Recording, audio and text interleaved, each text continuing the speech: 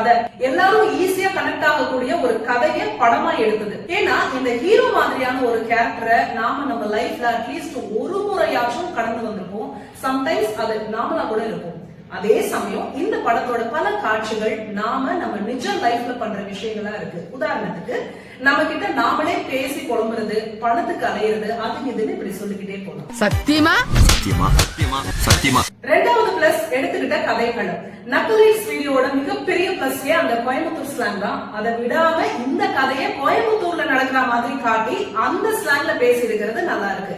அதே சமயம் கோயம்புத்தூர் குசும்புக்கு ஏத்த மாதிரி பல கவுண்டர்களும் இருக்கு. அது செம்மையா ஒர்க் ஆகியிருக்கு. எங்க வீட்டுல சொல்ல முடியாத பெரிய பிரச்சனை எங்க அக்கா ஹஸ்பண்ட் பத்தி உங்களுக்கு தெரியாது.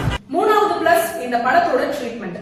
இந்த படத்தோட கதையை நார்மலா கேட்டா இது ஒரு சீரியஸ் டிராமாக்கான கதையாவும் எக்கச்சக்க எமோஷனலான சீன்ஸ்க்கு ஸ்கோப் இருக்கிற கதையாவும் தான் தெரியும். ஆனா இந்த கதையில காமெடியை கலந்து எல்லாத்தையும் லைட்டர் வெயின்ல கொண்டு போனது படத்துக்கு மிகப்பெரிய பலம். Term fee, tuition fee, exam fee, lab fee, sports, stationery, uniform, cycle, laptop, 2 wheeler, 4.